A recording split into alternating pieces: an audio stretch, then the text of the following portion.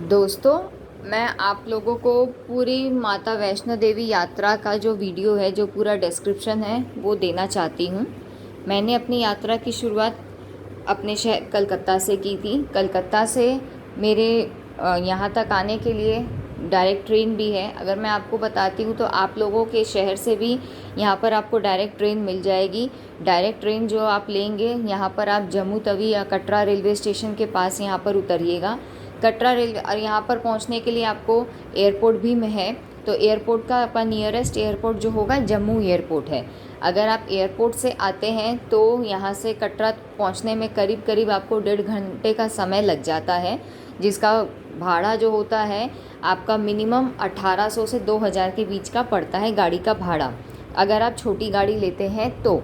और ये आपको एयरपोर्ट जो होगी वहीं से आपको ये गाड़ियाँ मिल जाती हैं।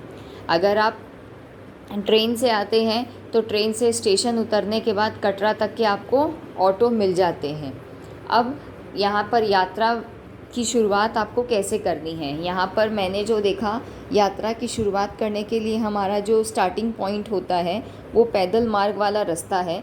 वहाँ पर मैंने देखा था कि बहुत सारे ऑटो जो हैं वो आपको एक पॉइंट तक छोड़ देते हैं, तो उसमें आपको चलना उतना ज़्यादा पड़ता नहीं है। वो ऑटो की आप सर्विस ले लीजिएगा। वहाँ पहुँचने के बाद सबसे पहले जो आप मंदिर में जब आप जाते हैं तो आप लोगों को एक चीज़ मैं बता देती हूँ। यात्रा शुरू करने के पहले आपको एक कार्ड बनवाना होता है, यात्रा कार्ड, RFID कार्ड, जो कि आप लोगों को बस स्टैंड के पास ही मिल जाता है, जिसमें आपको सिर्फ अपना आधार कार्ड दिखाना होता है। ये अगर आप ऑनलाइन भी करवा के रखते हैं तो ऑनलाइन में बस खाली आपको अपना पिन कोड बताना होगा तो आपको वो कार्ड मिल जाएगा। अब यात्रा की शुरुआत करने के लिए जब हमने यात्रा शुरू की तो वहाँ पर मैंने देखा कि सबसे पहला पड़ाव जो मेरा आया था वो था बाणगंगा का। बाणगंगा में क्या है, आप स्नान कर सकते हैं आराम से, वहाँ पर कुछ देर रुक कर आप आनंद ले सकते हैं। मैंने यात्रा की तो वहाँ पर पानी का पूरा प्रभाव था, तो वहाँ से क्या है कि लोग स्नान कर रहे थे। वहाँ का पानी थोड़ा ठंडा होता है, इस बात का भी आप ध्यान दीजिएगा। वहाँ से स्नान करने के बाद ऐसा माना जाता है कि बाणगंगा वो स्थान है जहाँ पर माँ ने बाण मार के जो है गंगा माँ को प्रकट किया था, तो इसीलिए स्थान का महत्व है। उसके बाद जब आप थोड़ी कुछ दूर आगे चलते हैं तो आपको एक और वहाँ पर बाथिंग घाट मिलता है, नहाने का स्थान, जो कि है गीता भवन। वहाँ पर भी लोगों को मैंने स्नान करते हुए देखा। वहीं से आपको क्या है कि लंगर प्रसाद लेने के लिए आपको शुभ्रा भवन बोल के एक जगह है, वहाँ पर लंगर प्रसाद मिलता है, वहाँ से आप प्रसाद ग्रहण कर सकते हैं।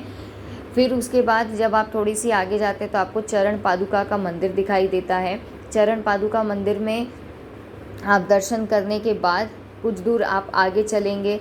आगे चलने के बाद वहाँ पर आपको अर्धकुमारी मिलेगी। अर्धकुमारी के मंदिर के बाद माता का भवन जो है उसके लिए रास्ता आता है। मैं अब आपको यहाँ पर एक जानकारी और देना चाहती हूँ कि यहाँ पर बीच रास्ते में आपको सारी चीज़ों की दुकानें मिलती हैं, भरा पूरा आपको मार्केट मिल जाएगा, तो सुविधा यहाँ बहुत ही अच्छी है। खाने पीने की सुविधा, घोड़े खच्चर की, हर चीज़ की। घोड़े खच्चर के लिए यहाँ पर गवर्नमेंट का एक रेट फिक्स किया हुआ है, तो उस रेट के हिसाब से ही आप अपने घोड़े खच्चर को लें। अच्छा, अर्धकुमारी के दर्शन अगर आपको करने हों तो मैं आपको एक चीज़ बताती हूँ कि यहाँ पर जो फ्री टोकन अगर आप लेते हैं तो उसमें कम से कम आपको 2 से 3 दिन का समय लगता है उस टोकन को लेने के बाद। यहाँ पर एक सिस्टम है कि अगर आप आरती में सम्मिलित होना चाहते हैं तो 500 रुपये वो आरती के लगते हैं। 500 रुपये की टिकट आप लेकर उस आरती में सम्मिलित हो सकते हैं। लेकिन अगर आप समय पर नहीं पहुँचते हैं तो वो आपकी क्या है, टिकट आपकी वेस्ट हो जाएगी। इस चीज़ का भी आप ध्यान रखें। अब यहाँ पर मैं बताती हूँ पूरी यात्रा में आपको करीब करीब समय कितना लगता है। वैसे तो देखिए आपके चलने के ऊपर है, लेकिन एक दिन में आपका आना जाना आराम से हो जाएगा। ऊपर चढ़ाई और नीचे आप उतर भी एक दिन में ही जाते हैं। अब मैं यहाँ पर आपको बताती हूँ, अर्धकुमारी से जब मैं माँ के मंदिर गई तो यहाँ पर 2 मार्ग में आपका ये रास्ता डिवाइड किया गया है। तो यहाँ पर मैंने जो हिमकोटी वाला मार्ग है, जो कि लंबा रास्ता है, मैंने उसको ले लिया था, जो कि टनल के अंदर से जाकर है। तो उसको जब रास्ते को लिया तो रास्ता अभी नया ही बना है, तो रास्ता पूरा क्या है, प्लेन रास्ता है, जहाँ चलने में तो आपको दिक्कत नहीं होगी, ये बात तो सही है। लेकिन बारिश के दिनों में वहीं पर सबसे ज़्यादा लैंडस्लाइड होती है, तो इस बात का भी आपको ध्यान रखना है। दूसरी चीज़ मैं यहाँ बताती हूँ, यहाँ सीढ़ियों का भी एक मार्ग है। अगर आपको सीढ़ियाँ चढ़ने में दिक्कत नहीं हो तो आप माता के मंदिर सीढ़ियाँ चढ़कर भी पहुँच सकते हैं, लेकिन ये ध्यान रखिएगा कि वो बहुत ही थकावट भरी यात्रा होती है। चारों तरफ यहाँ पर क्या है, शेड लगे हुए हैं। यहाँ पर चारों तरफ बारिश से बचाव के लिए बहुत कुछ किया गया है। इस वजह से मुझे ऐसा लगता है ये यात्रा थोड़ी थकावट भरी हो जाती है, जहाँ पर क्या है कि उतना आपको हवा नहीं मिलती है तो आप थोड़े थक जाते हैं। तो ये चीज़ का आपको ध्यान रखना है कि यात्रा में आप थकेंगे ज़रूर उससे, लेकिन आप घबराएं नहीं। अब माँ के मंदिर में दर्शन करने के बाद एक चीज़ ध्यान दीजिएगा, माँ के मंदिर में आपको कहीं भी फ़ोन अलाउ नहीं है। फ़ोन आपको बाहर रखना होगा। पानी की बोतल है, आपकी स्टिक है, जो कुछ भी आप हाथ में लेते हैं ना, वो सारी चीज़ें आपको बाहर रखनी होंगी। घड़ी वगैरह भी वो आपको अलाउ नहीं करते हैं अंदर। तो इन सब चीज़ों का आपको ध्यान रखना है। माँ के मंदिर दर्शन करने के बाद मैंने भैरवनाथ के भी दर्शन किए। भैरवनाथ के लिए मैंने सीढ़ियों का उपयोग किया था।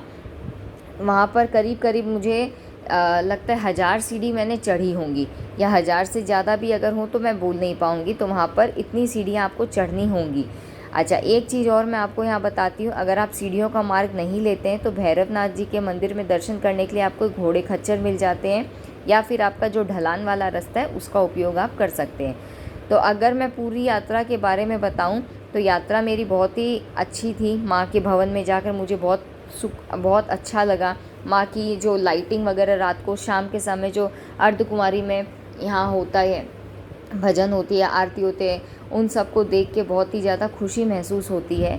अच्छा, एक चीज़ और बताती हूँ, जो टिकट होती है ना उसमें हमें अंदर तो जाने शायद नहीं देता है। मैंने वो टिकट नहीं ली थी क्योंकि मैं समय से नीचे आ ही नहीं पाई थी। तो मैंने टीवी पर, वहाँ टीवी लगे होते हैं, टीवी से मैंने वो दर्शन किए थे आरती के। तो वहाँ पर पंडित जी दिख रहे थे जो कि अंदर दर्शन मतलब आरती वो करते हैं। तो इन सारी चीज़ों की जानकारी जो मुझे लगी मैंने आपको यहाँ पर दी। अगर फिर भी आपको कोई और जानकारी चाहिए तो आप मुझे कमेंट सेक्शन में इन्फॉर्म कर सकते हैं। जय माता दी।